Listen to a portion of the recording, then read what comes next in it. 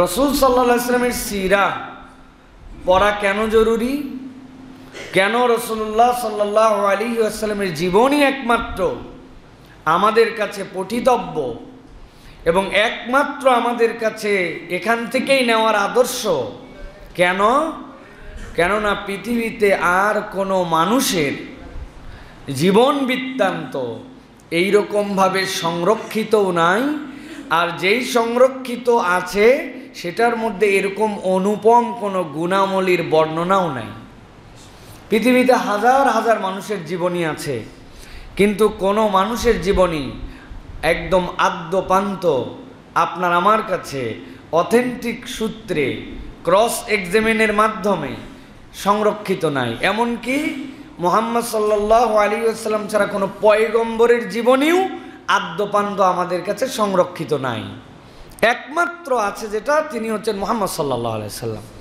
তার জীবনের শুরু থেকে শেষ সব কিছু আছে এবং সেটা বিশুদ্ধ সূত্রে। এরকম না আপনার হিরো, যে আপনার হিরোর কাছে যখন আপনি ওই ইতিহাস লেখেন তখন আপনার হিরোর উজ্জ্বল দিকগুলো লেখেন, কিন্তু আপনার হিরোর বাজে দিক কোনোদিন লেখেন না। লেখছেন আপনারা কোনোদিন? আমরা বাস্তবিক দৃষ্টান্তে যদি বলি যে ধূমপান, তারপরে চুরুট খাওয়া, এইগুলা কি ভালো দিক না খারাপ দিক মানুষের? তো আমরা আমাদের শেখ মুজিবুর রহমান বঙ্গবন্ধু বলি, অনেক গুণাগুণ তার আলোচনা হয়, কিন্তু উন্মুক্ত জায়গায় উনি চুরুট খাইতেন, ধোঁয়া টানতেন, এটা কিন্তু তার কোনো জায়গায় বলা নাই যেটা তার একটা খারাপ গুণ ছিল। ভালোগুলা বইলে যা না তার থেকে বাম্পার ফলন, কিন্তু খারাপগুলার উল্লেখ নাই। ঠিক না ভাই? যদি খারাপগুলার উল্লেখ করারও সাহস থাকতো তাহলে কতকগুলা বইকে নিষিদ্ধ করা হতো না, সেই বইগুলো তাহলে বাজারে থাকতো। কিন্তু মুহাম্মদ মুস্তাফা সাল্লাল্লাহু আলাইহি সাল্লাম, এটা তো কম্পেয়ার করার মতোই না, নাউজুবিল্লাহ। তাও বুঝানোর জন্য বললাম, তার জীবনের কোনো কিছু কোনো জায়গার থেকে গ্যাপ নাই, সব কিছু বান্দার কাছে জানানো, আর বান্দা তার মধ্যে থেকেই সৌরভ খুঁজে পায়। কিয়ামত পর্যন্ত যদি নবী করিম সাল্লাল্লাহু আলাইহি ওয়াসাল্লামের জীবনী চর্চা হয়, এই জীবনের চর্চার দিক কখনো শেষ হবে না। সুবহানাল্লাহ। কে বলছে এটা? আল্লাহ। কে বলছেন? ওয়া ইন্নাকা লাআলা খুলুকিন আযীম। যার প্রশস্ততা মাপতে পারবা না সেটাই আযীম, যার গভীরতা অনুভব করার কোনো যন্ত্র নাই ওটাই আযীম। তুমি মাপতে পারো দুধের মধ্যে পানি আছে না নাই? বলছে কোনো পানি মিশাই নাই, কেবল বালতিটা ধোয়ে একটুখানি দিছিলাম, ওই বালতির যেন দুধগুলা নষ্ট না হয়। ল্যাক্টোমিটার ভিতরে দিছে, আপনি যে কেইসা ধান্দাবাজ, আসলে বালতি ধোয়ার নাম করে আপনি আধা লিটার পানি মিশাইছেন, এটা বের হয়ে যাবে। ঠিক না ভাই? কারণ ওইটার একটা মিটার আছে, ল্যাক্টোমিটার। জ্বর কত মাপছেন, থার্মোমিটারে ধরা পড়ে গেছে। প্রেশার কত মাপছেন, উপর নিচ আপনার চলে আসছে। কিন্তু আল্লাহ গ্যারেন্টি দিচ্ছেন, আমার হাবিবের চরিত্র এমন সুমহান, পৃথিবীর কোনো ব্যারোমিটারে, পৃথিবীর কোনো নিক্তিতে এটা মেপে শেষ করা যাবে না। কিয়ামত হয়ে যাবে, মুহাম্মদ সাল্লাল্লাহু আলাইহি ওয়াসাল্লামের গুণাগুণ শেষ হবে না। সুবহানাল্লাহ। তাহলে সেই মানুষ, সেই মহান ব্যক্তি, তার গুণের কোনো শেষ নাই। কিন্তু আফসোস আর দুঃখ, আমরা বহু কিছু পড়ি, কিন্তু মুহাম্মদ সাল্লাল্লাহু আলাইহি ওয়াসাল্লাম আমাদের কাছে পঠিতব্য বিষয় নয়, আমরা নিজেরাও পড়ি না। ওলামায়ে কেরাম, তালেবে ইলম কত কিছু পড়ে, সুসাহিত্যিক হওয়ার জন্য উপন্যাস পড়ে, ভালো করে বক্তৃতা শেখার জন্য বক্তৃতার বই পড়ে, সাধারণ জ্ঞান শেখার জন্য সাধারণ জ্ঞানের জেনারেল নলেজ পড়ে, কিন্তু আমি যেন জান্নাতি মানুষ হই, আমি যেন দুনিয়া আখিরাতের সবচেয়ে শ্রেষ্ঠতম চরিত্রের অধিকারী হই, এই জন্য আমাদের কোনো প্রস্তুতি নাই। আমাদের মুহাম্মদ সাল্লাল্লাহু আলাইহি ওয়াসাল্লামের চরিত্র আমরা পড়ি না। অনেক আলেম ওলামার কাছে, তালেব ইলমের কাছে, যে 15-16 বছরে তার পড়ালেখার জীবনের একাডেমিক ক্যারিয়ার শেষ করছে, কিন্তু বুকে হাত দিয়ে বলতে পারবে না আমি 300 পৃষ্ঠার 200 পৃষ্ঠার মুহাম্মদ সাল্লাল্লাহু আলাইহি ওয়াসাল্লামের একটা জীবনী আদ্যপান্ত পড়ে শেষ করছি, বলতে পারবে না। খালি পড়লেই তো নয়, সকলে যেরকম করে পড়ে, সকলে যেরকম করে পড়ে, পড়াটা তো এরকম করে নয়। প্রত্যেকটা পড়ার পেছনে তো আপনার একটা জিজ্ঞাসা আসতে পারে। জিজ্ঞাসা করেছে মুহাম্মদ সাল্লাল্লাহু আলাইহি সাল্লামের শক্কে সদর সিনা শাক কয়বার হয়েছিল? কয়বার? আমরা ঠিক মতো জানি না।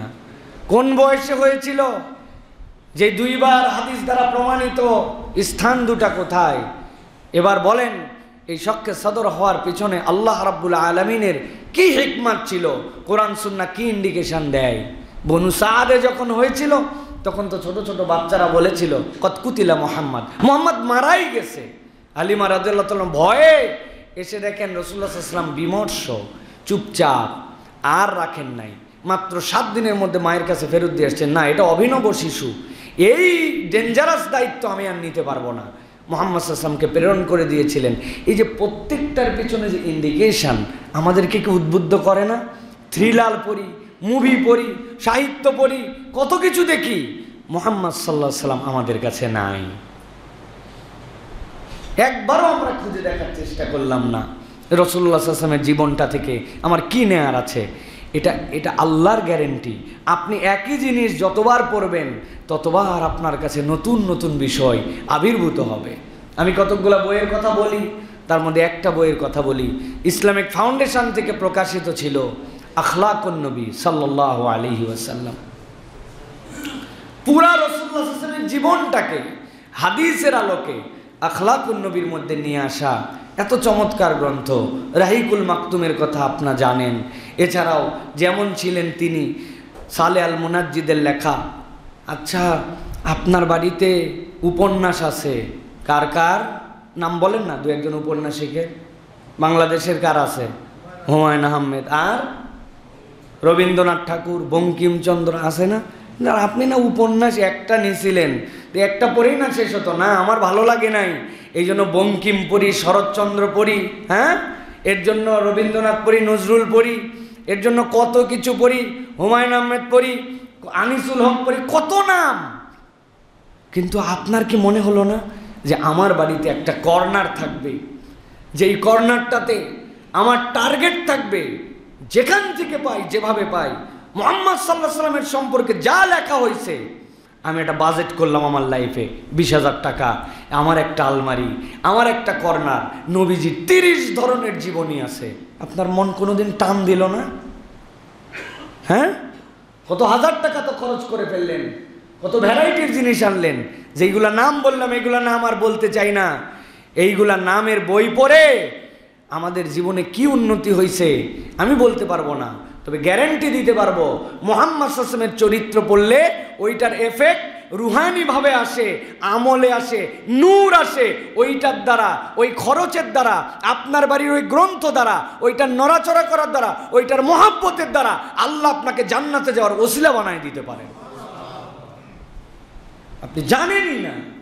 আপনার বাচ্চার মধ্যে, আপনার ওয়াইফের মধ্যে, আপনার মাথার কাছে, আপনার টেবিলে, আপনার গাড়িতে, আপনার অফিসে মুহাম্মদ সাল্লাল্লাহু আলাইহি ওয়াসাল্লাম নাই। অথচ কত ধরনের গ্রন্থ, কত অমুসলিমরা, John Lawrence, the perfect man of the world, Muhammad লিখছেন উনি। সেইখানে ভিন্ন একটা সেন্স থেকে মুহাম্মদ সাল্লাল্লাহু আলাইহি ওয়াসাল্লামকে দেখিয়েছেন যে সিদ্ধান্তের শেষে একজন নেতা কিভাবে তার সিদ্ধান্ত নেয়। পৃথিবীর 10টা বড় বড় সিদ্ধান্তের সাথে রাসূলুল্লাহ সাল্লাল্লাহু আলাইহি ওয়াসাল্লামকে কম্পেয়ার করে তিনি দেখাইছেন যে সিদ্ধান্তের জায়গায় তিনি কত পারফেক্ট ছিলেন। সুবহানাল্লাহ। এক একজন এক এক ডাইমেনশনে দেখিয়েছেন। কিন্তু হুজুররা আমরাই নাই, সাধারণ মানুষ তো আরও নাই। গত বছর আপনাদের কাছে ঘোষণা দেওয়ার পর আমাদের এক ভাই পুরা আমার কাছে এখানে তাকে আমরা পুরস্কৃত করার কথা ছিল, তিনি পুরা সিনপসিস নবী করিম সাল্লাল্লাহু আলাইহি ওয়াসাল্লামের জীবনীর বর্ণনা করেছিলেন। আমি আপনাদের কাছে আবারও ঘোষণা দিতে চাই, আপনারা যদি 1 মাস, আজকে হচ্ছে আমাদের 13 তারিখ, আজকে আগামী মাসের 13 তারিখে যদি আল্লাহ হায়াতে রাখে, 1 মাস টাইম দিলাম, যে যে বই মন চায় আপনি একটা রাসূল সাল্লাল্লাহু আলাইহি ওয়াসাল্লামের জীবনী কিনবেন, থাকলে আপনি ওইটা পড়বেন। পড়ার পরে রাসূল সাল্লাল্লাহু আলাইহি ওয়াসাল্লামের জীবনী থেকে 5টা দিক ওই বই পুরাটা পড়ে, আল্লাহ সাক্ষী আর কাউকে দরকার নাই, আপনি আপনার নাম জমা দিবেন। আমরা আপনাদেরকে সম্মানিত করব যে আপনি অন্তত মুহাম্মদ সাল্লাল্লাহু আলাইহি ওয়াসাল্লামকে নিয়ে একটু নড়াচড়া করছেন। পারবেন ইনশাআল্লাহ? পারবেন ইনশাআল্লাহ? প্রিয় ভাইরা, আল্লাহ আমাদেরকে কবুল করুক। আজকে আমরা সংক্ষিপ্ত সময়, আমার শরীরটা একটু ভালো যাচ্ছে না, এই জন্য আমি খুব বেশি প্রেশার দিয়ে কথা বলতে পারবো না, ঠান্ডা মাথায় কতগুলো বিষয় আপনাদের সামনে উপস্থাপন করব। এই বিষয়গুলি থেকে আল্লাহ যেন রাসূলুল্লাহ সাল্লাল্লাহু আলাইহি ওয়াসাল্লামের মহাব্বত আমাদের হৃদয় উজ্জীবিত করে আল্লাহ রাব্বুল আলামিন যেন আমাদেরকে আমাদের জীবনে নবীজির এই চরিত্রের ছায়া যেন আমাদের জীবনে সেই রং রূপ নিয়ে ভাস্বর হতে পারে, আল্লাহ যেন তৌফিক দান করেন। একটা গুণ ছিল নবীজির, খুবই বিশাল গুণ, সেটি ছিল ভালো এবং যোগ্য মানুষদের জন্য নবী করিম সাল্লাল্লাহু আলাইহি ওয়াসাল্লাম সফলতার দোয়া করতেন। সমাজে অনেক মানুষ থাকে, কিন্তু কিছু মানুষ ইউনিক, কিছু মানুষ আলাদা স্বতন্ত্র। আপনি দেখে বুঝেন এই মানুষটা 10টা মানুষ থেকে কোয়ালিটি অন্য। এই মানুষটা যদি ইসলামের পক্ষে এসে যায়, এই মানুষটা যদি দিনদারির মধ্যে চলে আসে, সমাজের একটা ভিন্ন রকম পরিবেশ হতে পারে। এই মানুষটা যেরকম, এই মানুষ যদি আরো মর্যাদার আসনে চলে যায়, তাহলে দিন ইসলাম সমাজ আরো বেশি উপকৃত হবে। মনের মধ্যে তার জন্য কোনো হিংসা নয় যে সে যদি আসে তাহলে আমার লস, ওই যদি হয় আমার কি লাভ, এই কুক্ষিগত মন না রেখে বরং ভালো এবং যোগ্য মানুষদের সফলতার জন্য দোয়া করা, এটা হচ্ছে মুহাম্মদ সাল্লাল্লাহু আলাইহি ওয়াসাল্লামের অন্যতম শ্রেষ্ঠ গুণাগুণ। সুবহানাল্লাহ ওয়া বিহামদিহি। আল্লাহ নবী সাল্লাল্লাহু আলাইহি সাল্লাম যখনই কোনো মানুষের মধ্যে কোনো কোয়ালিটি দেখতেন, কোনো গুণাগুণ দেখতেন, ওই মানুষের কোনো পারফরম্যান্সের কারণে নবীজি যদি মনে করতেন এই মানুষটা ইসলামের জন্য কল্যাণকর হবে, এই মানুষটা যদি বড় হয়, এই মানুষটা যদি সামনে আসে, তাহলে উম্মাহ তার দ্বারা উপকৃত হবে, নবী করিম সাল্লাল্লাহু আলাইহি সাল্লাম সব সময় চাইতেন ওই মানুষটা যেন ইসলামের সুশীতল ছায়ার তলে চলে আসে, আর আল্লাহ রাব্বুল আলামিন যেন তাকে হেদায়েতের রাস্তার উপরে আসীন করে দেন। হযরতে আব্দুল্লাহ ইবনে আব্বাস রাদিয়াল্লাহু তাআলা বলছেন, নবীজি সাল্লাল্লাহু আলাইহি সাল্লাম যেই সময় মক্কায় কঠিন সময় পার করছেন, ওই সময় আল্লাহর নবী সাল্লাল্লাহু আলাইহি সাল্লাম বারবার অনুভব করতেন দুইটা মানুষ মক্কায় আছে, যেই মানুষগুলার প্রভাব প্রতিপত্তির সাহস, যেই মানুষগুলার বলিষ্ঠতা এত বেশি প্রখর, এই মানুষগুলা যদি ইসলামের ছায়ায় আসে, ইসলাম তার দ্বারা উপকৃত হবে, অন্যদের প্রতি তার প্রভাব পড়ে যাবে। হযরত আব্দুল্লাহ ইবনে আব্বাস বলছেন, আমি নিজে কানে শুনলাম নবীজি নিজের চক্ষু পানি বের করে দিয়ে আল্লাহর কাছে দোয়া করছেন, আল্লাহুম্মা আইজ্জাল ইসলাম বিআহাব্বি হাযাইনির রাজুলাইনি ইলাইকা বিআবি জাহলিন আও বিউমর ইবনুল খাত্তাব। এই রব্বুল আলামিন, আমি আপনার কাছে ফরিয়াদ করি, আল্লাহুম্মা আইজ্জিল ইসলাম বিআহাব্বি হাযাইন। এই রব্বুল আলামিন, আমি পছন্দ করি আপনি ইসলামকে সম্মানিত করুন এই দুইজন ব্যক্তির মধ্যে থেকে একজনকে দিয়া, বিআবি জাহালিন, হয় আবু জেহেল, অথবা বিউমর ইবনুল খাত্তাব, অথবা উমর ইবনুল খাত্তাবকে আপনি ইসলামের জন্য কবুল করে নেন। আল্লাহ নবী সাল্লাল্লাহু আলাইহি সাল্লাম আল্লাহর কাছে নিজে এইভাবে ফরিয়াদ দিয়েছেন। এই হাদিসের ব্যাখ্যায় মুহাদ্দিসিনে কেরাম বলছেন, নবীজি সাল্লাল্লাহু আলাইহি সাল্লাম আরেকটা হাদিসের মধ্যে বলেছেন, আল্লাহুম্মা ইজ্জিল ইসলাম বিউমর ইবনুল খাত্তাব খাসসা। আয় রব্বুল আমিন, আপনি উমর ইবনুল খাত্তাবকে দ্বারা ইসলামকে সম্মানিত করুন, ইসলামের মর্যাদা বৃদ্ধি করুন। আগেরটার মধ্যে দোয়া করেছিলেন দুইজনের জন্য, কিন্তু দোয়াটা কবুল হয়েছে ওমরে ফারুকের জন্য। মুফাসসিরিনে কেরাম ব্যাখ্যা করছেন কারণ কি, কারণটা অনেকে বলছেন আল্লাহ নবীর ওই দোয়ার মধ্যে আল্লাহই তার মুখ দিয়ে বের করেছেন, কিন্তু আল্লাহ নবী একটা কথা বলে বসছিলেন। ওমরের নাম যেখানে বলেছেন সেখানে ওমরের যা নাম তাই বলেছেন, কিন্তু আবু জেহেল তো আবু জেহেলের নাম ছিল না। তার জাহালতের কারণে, তার মূর্খামির কারণে, তার বিরাট বিরোধিতার কারণে তার নাম ছিল আবু জেহেল। আল্লাহ নবী নিজেই বলেছেন আবু জেহেলকে আল্লাহ ইসলামের দ্বারা সম্মানিত করো, জাহেলকে দিয়ে সম্মান কেমনে হয়? আল্লাহ রাব্বুল আলামিন এই জন্য নবীজির মুখ নিঃসৃত ওমর ইবনুল ফারুক রাদিয়াল্লাহু তাআলা আনহুর জন্য দোয়াটা কবুল করে নিয়েছেন। এই জন্য আল্লাহর নবীর দীক্ষা হচ্ছে যত বড়ই দুশমন হোক, যত বড়ই ক্ষতিকারক মানুষ হোক আপনার চোখে, কিন্তু আপনি যদি নিজের হৃদয় থেকে অনুভব করেন এই মানুষ যদি হেদায়েত পায়, এই মানুষ যদি ইসলামের পক্ষে এসে যায়, ইসলামের কল্যাণ হবে, তাহলে তার জন্য ধ্বংসের দোয়ার আগে তার জন্য হেদায়েতের দোয়া করতে হবে। নবীজি সাল্লাল্লাহু আলাইহি সাল্লাম দোয়া করতে কখনো কার্পণ্য করতেন না।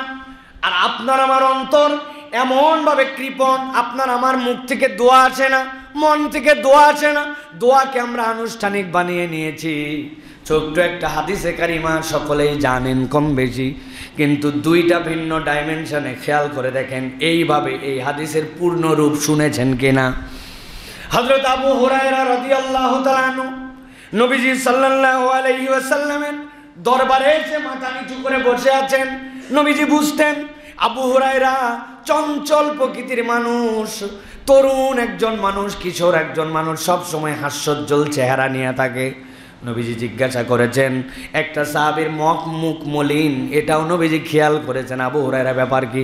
বলে, ইয়া রাসূলুল্লাহ, আপনার কাছে আসলে আমার বলো ভালো লাগে, কিন্তু যেই না বাড়িতে যায়, আমার মা তো মুসলিম নন, আমার মা তো মুশরিক হলেও সমস্যা নাই, কিন্তু আপনার ব্যাপারে অসংলগ্ন কথা বলে, নবীজির ব্যাপারে যদি উল্টাপাল্টা কথা বলে, হৃদয় তো আমার ফেটে যায় ইয়া রাসূলুল্লাহ, আমি সহ্য করতে পারি না। নবীজি সাল্লাল্লাহু আলাইহি ওয়াসাল্লামকে আবু হুরায়রা বললেন, ইয়া রাসূলুল্লাহ, আপনি আমার মায়ের হেদায়েতের জন্য একটু দোয়া করেন। নবীজি সাল্লাল্লাহু আলাইহি ওয়াসাল্লাম এক মুহূর্ত দেরি করলেন না।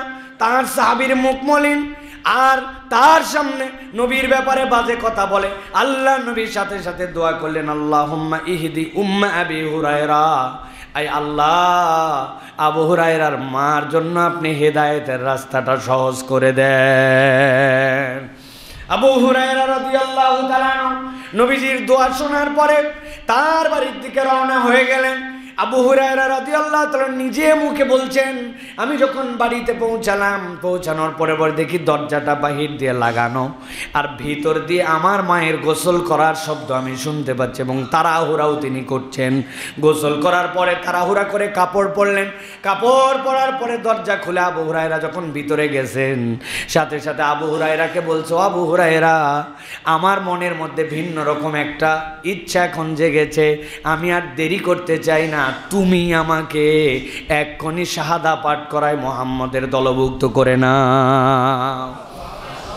হযরত আবু হুরায়রা তাকে সাথে সাথে পড়িয়েছেন, আশহাদু আল্লা ইলাহা ইল্লাল্লাহ ওয়া আশহাদু আন্না মুহাম্মাদান আবদুহু ওয়া রাসূলুহু। নবীজির দোয়া কবুল হয়ে গেছে। হযরতে আবু হুরায়রার চেহারা চকচক করতে শুরু করেছে, আনন্দে উদ্বেলিত হয়ে বলছে, মা, তুমি আমার কাছে হেদায়েত এনেছো, কিন্তু চলো নবীর দরবারে। এখন মাকে টানতে টানতে নবীজির দরবারে নিয়ে আসছেন হযরত আবু হুরায়রা। আনার পরে বলছি, ইয়া রাসূলুল্লাহ, আপনি দোয়া করেছেন, আমার মার সাথে সাথে ঈমান এনে ফেলেছে, এই যে আমার মা, এই যে আমি, কিন্তু ইয়া রাসূলুল্লাহ, নবীজিও খুশি, আল্লাহ রাব্বুল আমিন তার দোয়া কবুল করেছেন। নবীজি ক্রেডিট নিজের উপরে নিলেন না, বলেন আল্লাহর প্রশংসা করো, আল্লাহ রাব্বুল আমিন হেদায়েত দিয়েছেন, খুশি হও, আল্লাহর প্রশংসা করো। হযরত আবু হুরায়রা আলহামদুলিল্লাহ বললেন, বলার পরে বলেন, ইয়া রাসূলুল্লাহ, আমার আরেকটা দোয়া লাগবে, আপনার কাছে একটু দোয়া করেন। কি দোয়া? বলে, ইয়া রাসূলুল্লাহ, আপনি দোয়া করেন আমার মা এবং আমি যেন মুমিনদের কাছে প্রিয় পাত্র হয়ে যায়, আমার মাকেও যেন মুমিনরা ভালোবাসে, আবার আমাকেও যেন মুমিনরা ভালোবাসে। সুবহানাল্লাহ। মুড যখন ভালো থাকে, আপনার পরিবেশটা সুন্দর, এমন আপন কথা বলে দিয়েছেন যেই দোয়াটা কবুল হয়ে যায় আল্লাহর কাছে। নবীজি হেসে দিলেন, দেওয়ার পরে আল্লাহর কাছে দোয়া করতে শুরু করলেন সাহাবীদেরকে সামনে নিয়ে, আল্লাহুম্মা হাব্বিব উবাইদাকা হাযা, আয় আল্লাহ, এই ছোট্ট গোলাম আবু হুরায়রাকে আপনি প্রিয় বানায় নেন আপনার ইয়ানি আবা হুরায়রা ওয়া উম্মাহু ইলা ইবাদিকাল মুমিনিন ওয়া হাব্বিব ইলাইহিমুল মুমিনিন। আয় আল্লাহ, মুমিনদের কাছেও তাদের ভালোবাসার পাত্র বানায় দেন, আর তাদের হৃদয়ের মধ্যেও যেন মুমিনদের ভালোবাসা ঢুকে যায়। আল্লাহ নবীর এই দোয়ার সাথে সাথে আল্লাহ এমনভাবে কবুল করলেন, কিয়ামত পর্যন্ত 5374টা হাদিস রিওয়ায়াত করে গেছেন। মুমিনরা নবীর মুখ নিঃসৃত যে কোনো বিষয়ের কিছু যদি খুঁজতে চায়, আবু হুরায়রার নাম নেওয়া ছাড়া উপায় নাই। 5374টা হাদিস এক ব্যক্তি রিওয়ায়াত করছেন। আপনি যে সাবজেক্টে খুঁজেন, 10 জন সাহাবী থাকলে আবু হুরায়রাও তার মধ্যে আছেন। মুমিন বলবে ক্বালা রাসূলুল্লাহ সাল্লাল্লাহু আলাইহি ওয়াসাল্লাম, আর তার আগে বলবে না আনা আবি হুরায়রাতা। এটা সম্ভব নয়। আল্লাহ তার এবং তার মাকে এমন পছন্দ করছেন, সুবহানাল্লাহ। দোয়া করায় নিছেন যে কল্যাণের দোয়া, উত্তম দোয়া নবীজি কখনো কমতি করেন নাই। কার আমার ছেলেটা সফল হতে পারে নাই, আরেকজনটা আগায় গেছে, আমার মনের মধ্যে আইরি দুঃখ কষ্ট, আমি আর দোয়া করতে চাই না। কারো সফলতার দোয়া, কেউ সফল হোক, কল্যাণকামী হোক, এই দোয়া আমার মন থেকে আসে না। নবী করিম সাল্লাল্লাহু আলাইহি ওয়াসাল্লামের প্র্যাকটিস এটা ছিল না প্রিয় ভাইরা। এই জন্য আপনাদেরকে সব সময় আমাদেরকে অপরের কল্যাণের দোয়ার সাথী হতে হবে, যে আমি মানুষের কল্যাণের দোয়া করবো। রে ভাই, আল্লাহরা বলবেন বাংলাও বোঝে, ইংরেজিও বোঝে, সব দোয়া খালি বাংলায় করতে হয়, বিষয় এরকম নয়। আর কোন সময় কোন দোয়া কবুল হয় রব্বুল আলামিন কেবল জানেন। এই জন্য গুরুত্বপূর্ণ সময়গুলিতে, যেইগুলো দোয়া কবুলের যে গুরুত্বপূর্ণ সময়, এই সময়গুলিতে বড় বড় কিছু চেতে হয়। শাইখুল হাদিস আল্লামা আজিজুল হক রহমতুল্লাহ আলাই, তার থেকেও বর্ণনা আসছে। খতিব ওবায়দুল হক রহমতুল্লাহ আলাই, তাদের থেকেও আসছে। উনি হারাম শরীফে ছিলেন, মসজিদে হারামে কোনো এক সময় ইফতারের আগ মুহূর্তে ছিলেন। ওই সময়টা গুরুত্বপূর্ণ না দোয়া কবুলের জন্য। তো উনার সামনে অনেক খাবার আসছে, উনি বলছেন আহারে, এগুলো খাবারের সাথে যদি একটা কাঁচা মরিচ হতো, লঙ্কা, কাঁচা মরিচ আছে না আমাদের বাঙালিদের, মুড়ি মাখা, তারপরে ছোলা, এগুলো হলে একটা পেঁয়াজ মরিচ হলে আমাদের ফ্লেভার হয়। তো উনি বলে বসছেন হুট করে, আরে একটু যদি একটা লঙ্কা হতো তাহলে দারুণ হতো। এই কথা বলছেন, বলে ভুলেও গেছেন। আবার উনি বলতেছেন আমি হারাম থেকে বেরিয়েছি নামাজ করে, দেখি এক পাকিস্তানি মাথার মধ্যে এত বড় এক ডালি নিয়ে ভর্তি মরিচ নিয়ে বলছে, জিসকো লঙ্কা চাইয়ে यहाँ से लीजिए लीजिए लीजिए, हाजी साहब लीजिए, যার যার মির্চি চাইয়ে लीजिए, যার যার মরিচ লাগবে মাথার মধ্যে আছে, হাজিরে একটা দুটা করে নিয়ে যান। উনি এইটা দেখে হাউমাউ করে কাঁদতে শুরু করছেন। লোকজন বলছে যে হুজুর, আপনি না কিছুক্ষণ আগে বললেন, আর এখন লঙ্কা হাজির, আপনি আবার কাঁদতেছেন? বলে আরে আমি তো কপাল দেখে কাঁদতেছি, ওই সময় কি লঙ্কা চাওয়ার কথা আমার? আল্লাহ কবুল করে একটা মরিচ পাঠাইছেন, কিন্তু এমন মুহূর্ত ছিল আমি আল্লাহর কাছে আরো বড় দোয়া করলে আল্লাহ হয়তো কবুল করে নিতেন। হৃদয়ের মামলা। হ্যাঁ, আমার জীবনেও এরকম ঘটনা আছে। আরাফাতের ময়দান থেকে উঠছি বাসে, মুরব্বীদেরকে সবাইকে বাসে ঢুকাই দিয়েছি, মুজদালেফায় যাব, 10-12 বছর আগের কথা। ছাদের উপরে উঠছি কোনো রকমে, রাস্তা কম কিন্তু যেতে অনেক সময় লাগে মুজদালেফায় পৌঁছাতে। এখন আমাদের সাথে যারা আছে, রাজশাহী অঞ্চলের বেশিরভাগ মানুষ, এগুলো বেশিরভাগ মানুষ পান খাওয়া পছন্দ করে। রাজশাহীর মানুষ, রাজশাহীর পানের স্বাদও যেরকম, এদিককার মানুষ পান খাওয়াও জানে এত সুন্দর করে। ঢাকার মতো এরকম মূর্খ পান খাওয়া না, পানের মধ্যে চুন না লাগায় ঢাকাতে যে পান দিয়ে দেয়, আমাদের ওই উত্তরবঙ্গে হলে থাপড়ার দাঁতের মাড়ি পর্যন্ত ফালায় দিবে। ব্যাককল কোথাকার, এটা আবার কেমনে পান খাওয়া? পানে সুন্দর করে কাটবে, বোটা ফালাবে, পান চুন লাগাবে, খয়েল লাগাবে, এরপরে ভিতরে কালো জিরা দিবে, মশলা দিবে, পেটকে, আর এই জায়গায় এক প্যাঁচ দিয়ে সুপারি একটা ভিতরে পুশ করায় দিয়ে এরপরে তুমি যা পারে। ছাগলও, উত্তরবঙ্গের ছাগলও পান খাবে না, ওদিকে ছাগলেরও স্ট্যান্ডার্ড আছে। এখন আমাদের যেগুলো পান খায়, যাই হোক, এক এক দেশের এক এক নিয়ম, এটা কাউকে ছোট করার জন্য বলছি না। এখন উপরে ওঠার পরে কেউ কেউ বলতেছে এত লম্বা সফর, ছাদের উপরে উঠে গেলাম, গরম অনেক, ইস একটু যদি পান থাকতো সারা রাত পার করে দেওয়া যেত। বিশ্বাস করেন, এর 5-7 মিনিটের মধ্যেই মাওলানা সারোয়ার নামে একজন, আমাদের হাটহাজারি ফারেক, আমাদের এক চাচা, ছাদের উপরে আমাদের সাথে বাসে আসে, নিচ থেকে একজন এসে ডাকতেছে, এই সরোয়ার, সরোয়ার, এই সরোয়ার। চাচা নিচে তাকায় দেখে ওনার বড় ভাই, উনি সৌদি আরবে কাজ করে, উনি হজের জন্য আসছে। আসার পরে বলছে, সরোয়ার তুই কে নিচে আয়। বলে কেন নিচে যাব? কয় আমার দাস্ত হয়ে গেছে, মানে পেট খারাপ হয়ে গেছে, আমি বাসে গেলে অবস্থা খারাপ হয়ে যাবে, আমার এখন এই বাথরুম করতে করতে হলেও আমাকে পৌঁছাতে হবে মুজদালেফায়, বাসে যেতে পারবো না, একাই গেলে মাথা ঘুরে যাবে, তুই নাম। বড় ভাই অসুস্থ, ছোট ভাই উপরে, মৌলানা এহরামের কাপড় টাপড় ধরে নিচে নামলো। আর একজন জিজ্ঞাসা করছে, চাচা তোমার হাতে কি? একটা পলিথিন আছে। আরে পলিথিন ভর্তি পান, এগুলো পান কে খাবে, ধর তোরা। বলে ছাদের উপরে ফিকে দিয়ে দিছে। উনাদের মাথাই খারাপ যে আরাফাত ময়দান, ওই জায়গায় পান তো দূরের কথা, আর উনার কাছে পান সুপারি যা লাগবে ওর মধ্যে সব সহ। একজন বলল, আহারে এই আরাফাতের পরেই দোয়া কবুল হয়, কি দুঃখে যে এই সময় বললাম একটু পান হলে, এই সময় তো আরো বড় দোয়া করার কথা। প্রিয় ভাইরা, দোয়া বান্দার জীবনে বিরাট নিয়ামত। এটাকে কখনো ছোট করা না করা, আমি করলে হবে, উমুকে করলে হবে না, এরকম ভাবার কোনো কারণ নাই। আল্লাহ কোন সময় বান্দার দোয়াটা কবুল করে নেবেন। এই জন্য মন যখন ভালো থাকে, মানুষের যখন খুশ মেজাজ থাকে, মানুষ যখন একটা মুডে থাকে, দোয়াটা ওই সময় নিয়ে নিতে হয়। এটা সাহাবায়ে কেরাম বুঝতেন। নবী করিম সাল্লাল্লাহু আলাইহি সাল্লামের কাছে দোয়া এই জন্য চেয়ে বসতেন, নিজেরা দোয়া করতেন। আল্লাহ রাব্বুল আলামিন এই দোয়ার বরকতে মানুষের আমাদের টার্গেট হবে অমুক মানুষটা, তমুকটা, এই ব্যক্তিটা আমি যদি মনে করি ইসলামের জন্য কল্যাণকর, উনাকে জানানোর দরকার নাই, আল্লাহর কাছে আমরা তার জন্য দোয়া করব। পারবো না ইনশাল্লাহ? আর একটা জেনারেল দোয়া কি? রব্বানা গফির লানা ওয়া লিইখওয়ানিনাল্লাযীনা সাবাকুনা বিল ঈমান। আল্লাহ যারা চলে গেছে আমাদের থেকে সবাইরে তুমি মাফ করে দাও, তাদের ব্যাপারে অন্তরের মধ্যে আমাদের কোনো গিল রেখো না, হিংসা রেখো না। আল্লাহ আমাদের মুসলমানদের অন্তরগুলার মধ্যে তুমি সৌন্দর্য পয়দা করে দাও। এটা একটা জেনারেল দোয়া। এইটা নবী করিম সাল্লাল্লাহু আলাইহি ওয়াসাল্লামের অনন্যতা। অধিকাংশ মানুষই আমরা এরকম টার্গেট করে দোয়া করি না। এই গুণটা আমাদের মধ্যে নিতে হবে। পারবো ইনশাআল্লাহ? এটা গেল একটা। 2 নম্বর, নবী করিম সাল্লাল্লাহু আলাইহি ওয়াসাল্লামের আরেকটা গুণ ছিল, যদি কেউ গুনাহগারও হতো, ভুলও করত, তার দ্বারা কদর্যতাও যদি প্রকাশ পেত, নবীজি সাল্লাল্লাহু আলাইহি সাল্লাম তার সাথে নম্রতার সাথে তার বিষয়টি ধরায় দিতেন।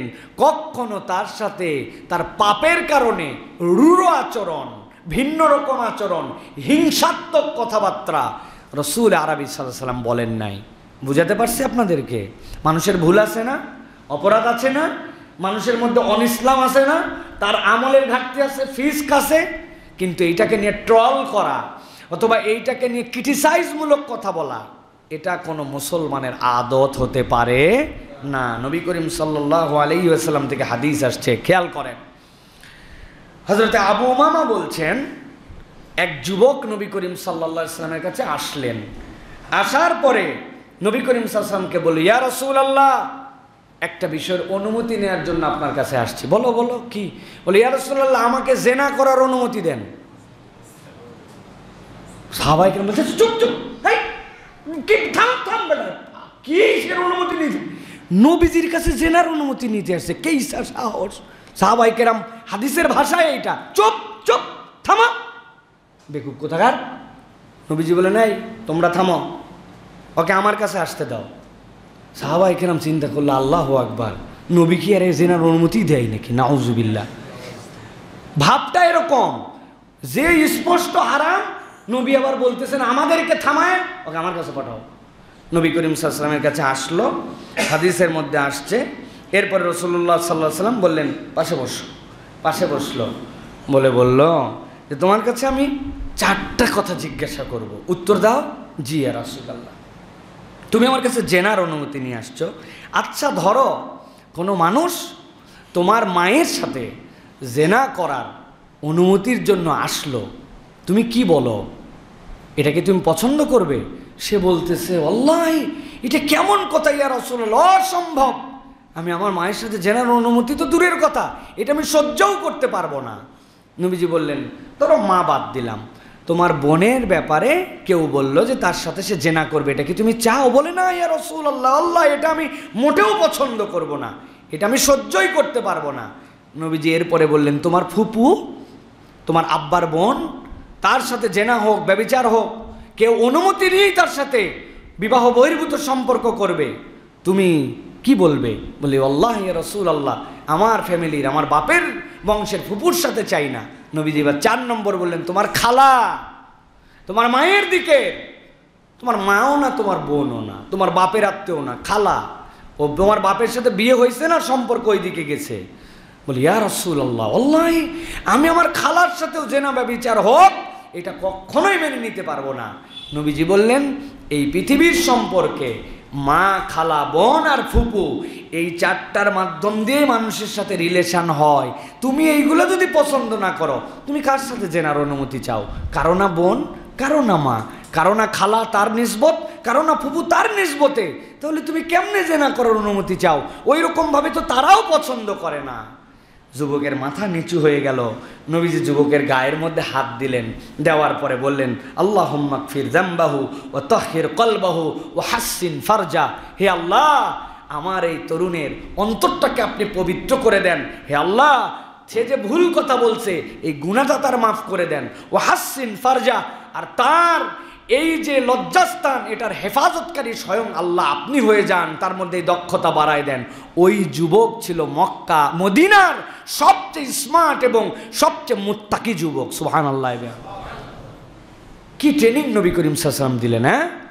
কি আদর তাকে দেখালেন, কি অসভ্য প্রস্তাবের কি বিনম্র উত্তর, কাছে সহবত, গায়ে টাচ করে, আদর করে, তাকে দোয়া করে।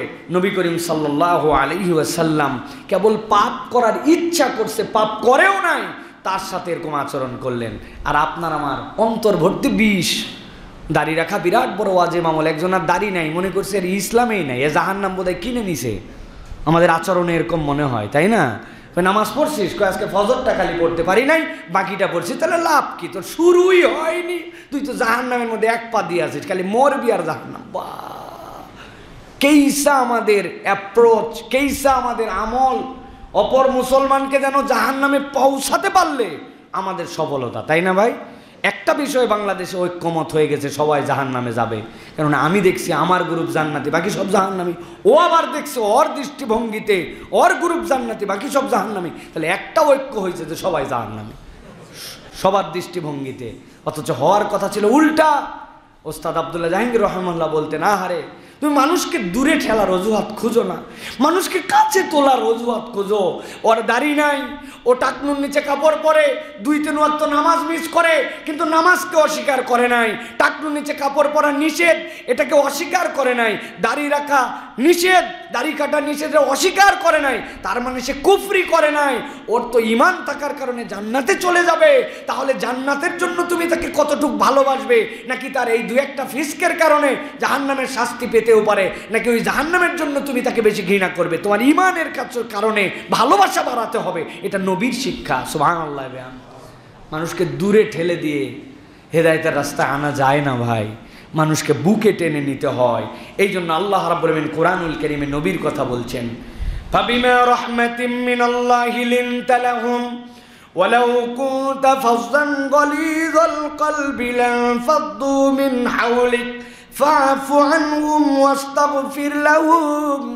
আল্লাহ বলছেন, ও নবী, আমি আল্লাহ রাব্বুল আলামিন আপনার জন্য যে নিয়ামত দিলাম, যতগুলো নিয়ামত দিয়েছিলাম, এর মধ্যে সবচেয়ে বড় নিয়ামত ফাবিমা রাহমাতিম মিনাল্লাহি লিনতা লাহুম। আপনার অন্তরটা এত সফট, এত নরম, এত মায়ায় ভরা, এইটার কারণে আপনাকে আল্লাহ রাব্বুল আলামিন তাদেরকে রহমতের কারণে পাশে বসায় দিয়েছিলেন। ওয়ালাউ কুনতা ফাযযান গালিযাল কলব, আপনি যদি কড়া তবিয়তের মধ্যে হতেন, আপনার অন্তর যদি শক্ত হতো, লানফাদ্দু মিন হাওলিক, মক্কায় যে পরিমাণ পাপাচার তাদের মধ্যে ছিল, ছোট্ট ঘটনা নিয়ে যুদ্ধ করত, এরা এতিম মারা গেলে এতিমের সম্পদকে গ্রাস করে নিত, নিজের সন্তানকে জীবন্ত প্রতিহিত করে দিত, এরা ঘটনা অঘটনায় ডাকাতিকে নিজেদের পেশা বানায় নিয়েছিল। আল্লাহর ঘরে বিবস্ত্র মূর্তি, উলঙ্গ মূর্তি রাখতেও লজ্জাবোধ করতো না।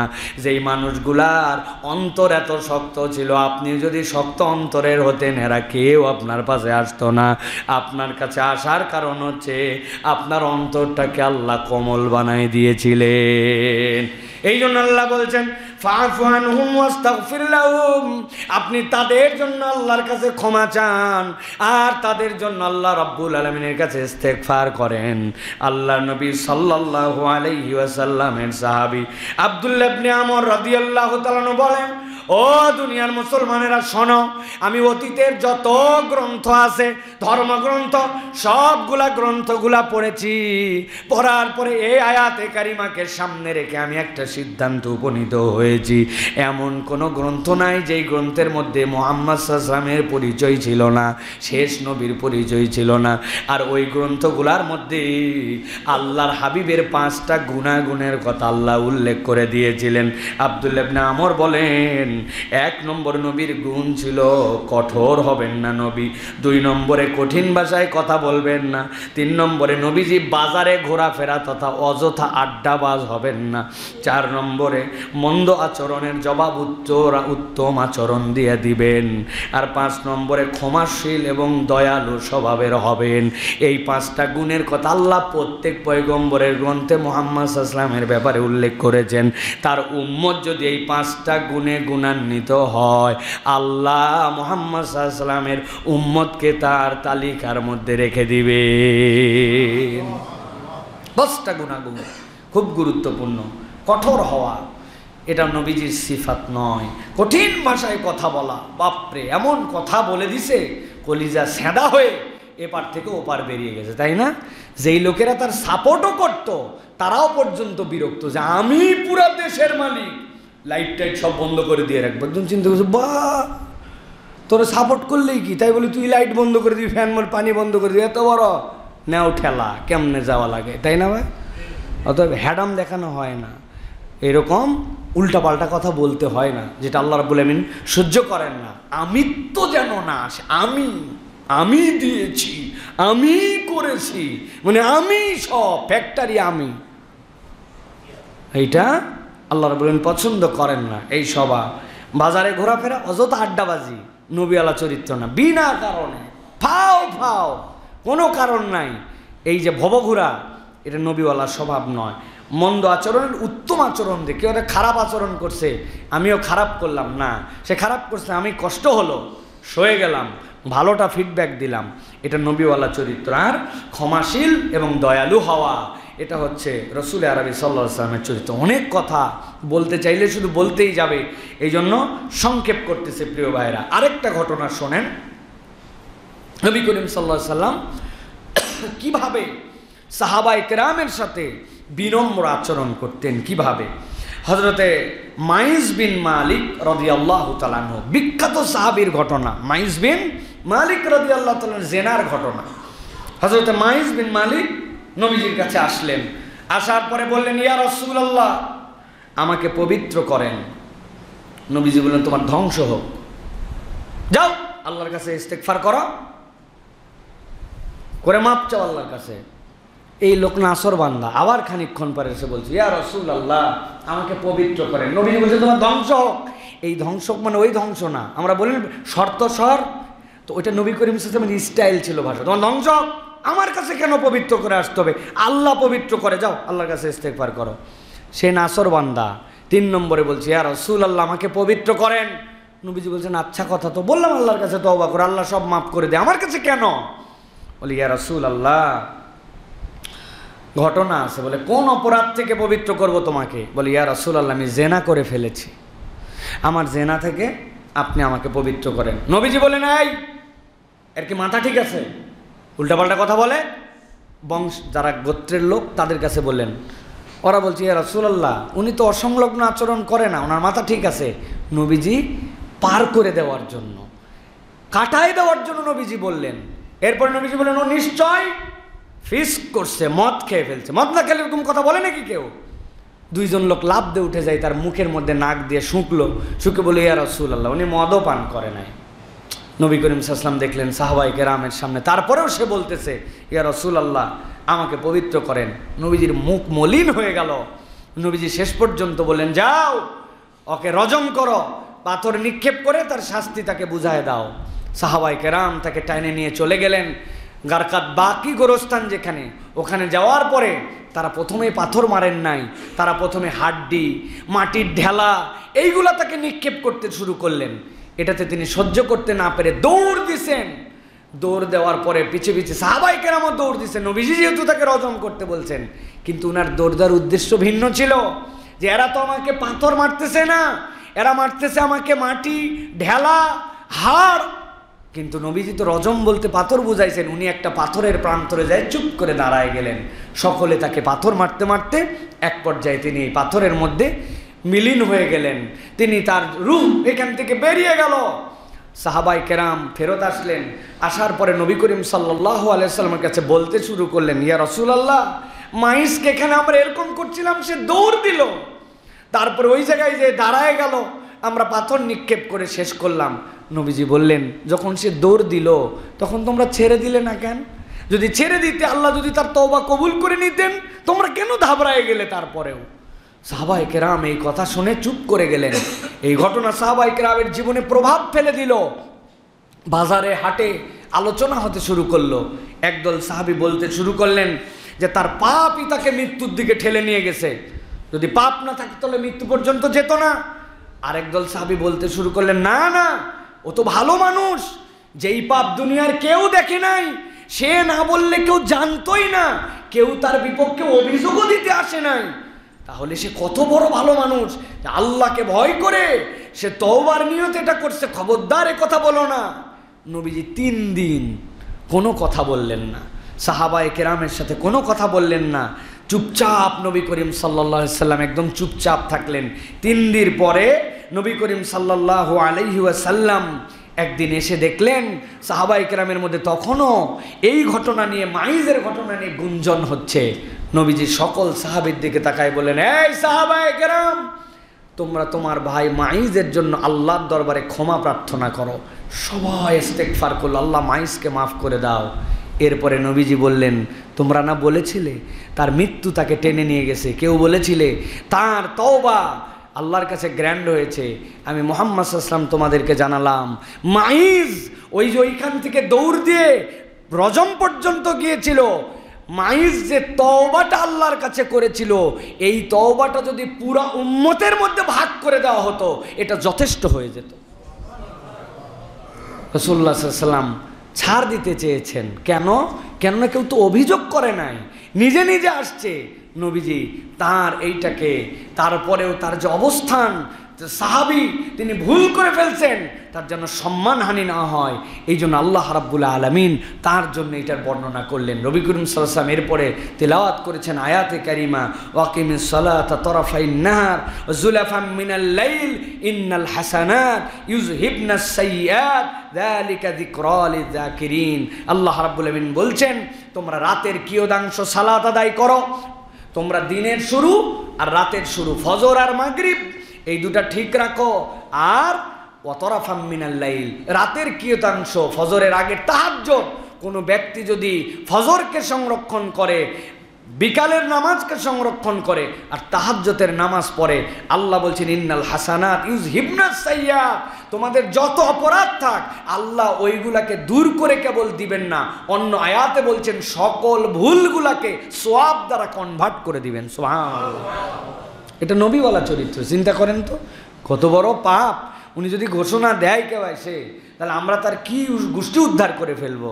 অথচ রাসূল সাল্লাল্লাহু আলাইহি ওয়াসাল্লাম কত সহনশীলভাবে ডিল করার চেষ্টা করছেন, ছেড়ে দেওয়ার চেষ্টা করছেন। এরকম হাদিসে আরও প্রচুর নজির আছে।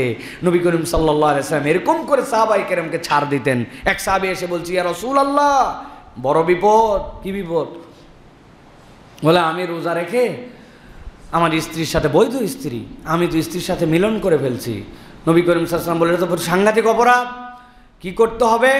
বলে, তুমি হচ্ছে একাধারে 60টা রোজা রাখবে। বলি, ইয়া রাসূলুল্লাহ, আমি কেইসা সাহাবী, এক রোজাতেই যে উল্টাপাল্টা করছে, আবার 60 রোজা টানা, এটা আমার দ্বারা সম্ভব? বলছে, আশ্চর্য কথা, তোমার দ্বারা সম্ভব? তাহলে এক কাজ করো, 60 জন মিসকিনকে 2 বেলা খাওয়াতে। বলে, নিজের সংসার চলে না, আবার 60 মিসকিনকে আমি কোথার থেকে খাওয়াবো? কি মুসিবত। নবী করিম সাল্লাল্লাহু আলাইহি ওয়াসাল্লাম, বসো, এখানে বসো, দেখা যায় কি হয়। একজন আসছে মাথাতে 1 টুকরি ভর্তি করে খেজুর নিয়ে, আসার পরে বলছে, ইয়া রাসূলুল্লাহ, আপনার জন্য হাদিয়া।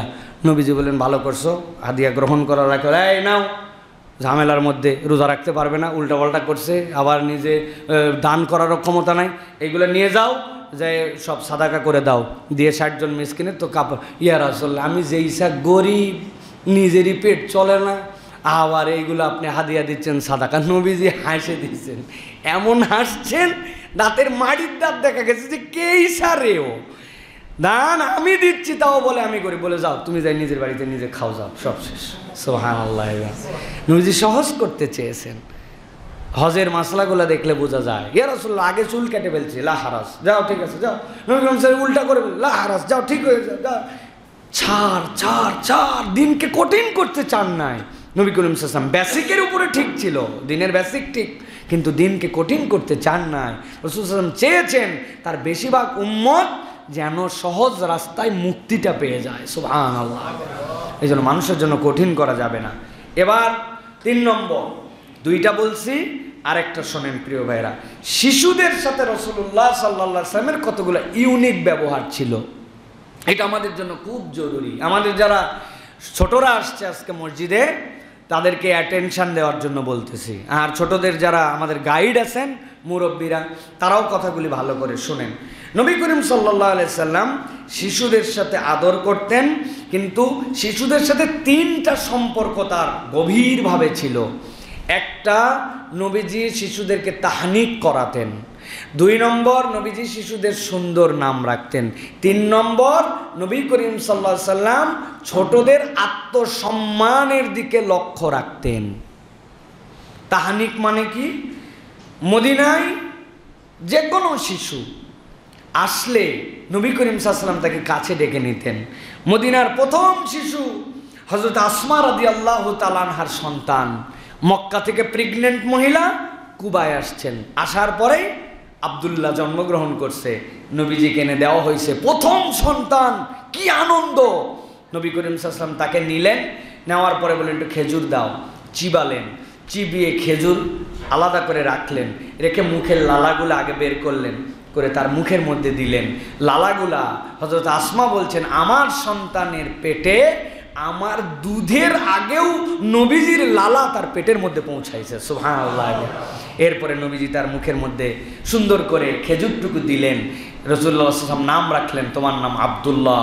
বুখারীর হাদিস। এই সেই বিখ্যাত আব্দুল্লাহ, আল্লাহ রাব্বুল আলামিন যাকে উভয় জাহানের জন্য কবুল করে নিয়েছেন। রাসূলুল্লাহ সাল্লাল্লাহু আলাইহি ওয়াসাল্লাম হযরত আবু উবাইদা রাদিয়াল্লাহু তাআলা আনহু তার ছোট্ট শিশুকে নিয়ে আসলেন, কেবল ভূমিষ্ঠ, দৌড়ায় নিয়ে আসছে নবীজির কাছে। নবী করিম সাল্লাল্লাহু আলাইহি ওয়াসাল্লাম উরুর উপরে ফেললেন। এই জায়গায় রাখতেন নবীজি, হয় কাঁধে রাখতেন অথবা উরুর উপরে রাখতেন। উরুর উপরে রেখে নবী করিম সাল্লাল্লাহু আলাইহি ওয়াসাল্লামের আরেকটা ব্যস্ততা এসে গেছে। নবীজি তার সন্তানকে তার হাতে দিলেন। দেওয়ার পরে খানিকক্ষণ পরে যখন মনে হয়েছে, আরে বাচ্চাটাকে তো নিয়েছিলাম, নাম তো দেওয়া হয় নাই, ডাক দিলেন, আবু সাঈদ, তোমার বাচ্চা কই? বলি, ইয়া রাসূলুল্লাহ, ওকে বাসায় পাঠাই দিয়েছি। নাম রাখছো? বলি, ইয়া রাসূলুল্লাহ, নাম রাখছি। বলছেন, না, তোমার নাম দিয়ে হবে না, আমি তার নাম রাখলাম মুনজির। ইমাম নববী বলছেন, নবীজি কেন মুনজির নাম রাখলেন? নবীজির এই হাদিসের অর্থে ইমাম নবী বলছেন, মুনজির বিন ওমর, নবী করিম সাল্লাল্লাহু আলাইহি ওয়াসাল্লাম যে বীরে মওনা, নবীজির পক্ষ থেকে যারা গেল, তারা নবীজির উট পাহারা দেওয়াতে তাদেরকে হত্যা করে ফেললো। মুনজির বীর ওমর ছিলেন ওই সেনাবাহিনীর প্রধান, আর একই বংশের লোক ছিল। নবীজি বললেন, এর নাম মুনজির, আশা করতেছি সে চাচার কুলের আরেকটা মুনজির হিসাবে ইসলামের খেদমত করবে। সুবহানাল্লাহ। এই যে নামের ক্ষেত্রে হিস্ট্রি মনে রাখা, নবীজি তার পরিবারকে একটা সান্ত্বনার বাণী দিয়ে দিলেন, এইটা বাচ্চাদের সাথে ছিল। এটা একটা প্রভাব। আজগবি নেট থেকে ঘাঁটে ঘুটে যত উতাল পাতাল নাম বের করা যায়, স্মার্ট নাম বের করতে করতে আর কোনো নামই নাই। একটা নামই কেবল রাখা বাকি আছে এখন, শয়তান। কোরআনে আর কোনো নামই নেই। উতাল পাতাল সাহাবীর নাম খুঁজে পায় না, ভাল লাগে না, আনস্মার্ট। আরে সাহাবীর নাম আব্দুল্লাহ, বাপের নাম আব্দুল্লাহ, দাদার নাম আব্দুল্লাহ, আমার ভাতিজার নাম আব্দুল্লাহ, 4 আব্দুল্লাহ। নবী পছন্দ করছে, সমস্যা কোথায়? তারা রাখছে। আর কয় আমার স্বাস্থ্য ভাইয়ের নাম আব্দুল্লাহ আছে ফ্যামিলিতে, সেই জন্য রাখা যায় না। ব্যতিক্রম একটা নাম দেন হুজুর, যেই নাম দুনিয়াতে কেউ রাখে নাই। চিন্তা করা যায়? এই নাম রাখতে রাখতে এখন তো যা ইচ্ছা তাই হয়ে যাচ্ছে। এই জন্য সুন্দর নাম, এটা আমাদের জন্য। আবু তালহা আনসারী রাদিয়াল্লাহু তাআলা ছেলে নবীজির কাছে নিয়ে আসলো। এসে দেখে নবী করিম সাল্লাল্লাহু আলাইহি ওয়াসাল্লাম উটের পিঠে তেল লাগাচ্ছেন। উটের যে জায়গাতে হাওদা থাকে ওই জায়গাটা কষ্ট পায়, নবীজি নিজেই উটের পিঠে তেল লাগাচ্ছেন। নবীজি বলেন, কি ঘটনা আবু তালহা? বলি, ইয়া রাসূলুল্লাহ, আমার বাচ্চা হয়েছে। আরে দাও দাও, তোমার বাচ্চাকে দাও। কোলে নিয়ে বললেন, খেজুর আছে? তো উনি কোমর থেকে খেজুর বের করে নবীজিকে দিছেন। নবীজি সব মুখ দিয়ে চিবালেন, চিবাই ওই বাচ্চার মুখে দিছেন। দিয়ে নবীজি তাকায় দেখেন আমাদের বাচ্চারা যেমন লজেন্স চষে, কেবল হওয়া বাচ্চা এইসা খেজুর চষা চষতেছে। নবীজি বললেন, আসলে আনসারীদের খেজুর খুব পছন্দ। 3 ঘন্টা হয়নি এই বাচ্চা এত চুষতেছে।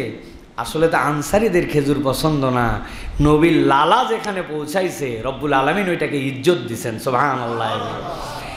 এই যে তাহনিকের সুন্নাত আমাদের বাচ্চা থেকে নাই, এটা একটা বিশাল প্রভাব আছে, মানব জীবনে প্রভাব আছে। আপনার যাকে ভালো মানুষ মনে হয়, আপনি পিতা হিসাবে আপনিও তার কাছে ভালো মানুষ, আপনি তার কাছে তাহনিক করান, এটার মধ্যে বরকত আছে। প্রথম তার যে লালা গেল, শরীরে গেল, এটার একটা কন্ট্যাক্ট আছে, এটার সাথে সম্পর্ক আছে। এটা রাসূলুল্লাহ সাল্লাল্লাহু আলাইহি ওয়াসাল্লামের আমল। আমাদের বাচ্চাদের তাহনিক করা, তাহনিক করাই কি, সব খাওয়া টাওয়া শেষ করে মুখে ভাত, আর এটা ছিল জীবনের প্রথম খাদ্য। মায়ের দুধ খাওয়ার পরে প্রথম তাহনিক। এটা সাহাবায়ে কেরামরা খুব এটাকে প্রায়োরিটি দিতেন। আরবে এখন পর্যন্ত এই কালচার আছে, তারা তাহনিক করায় এইটা খেজুর দিয়ে। এইটা গেল। এরপরে নবী করিম সাল্লাল্লাহু আলাইহি সাল্লামের 2 জন শিশু, হাদিসে আসছে, বুখারীর হাদিস দ্বারা প্রমাণিত, নবীজির কোলে মুইতে দিছে।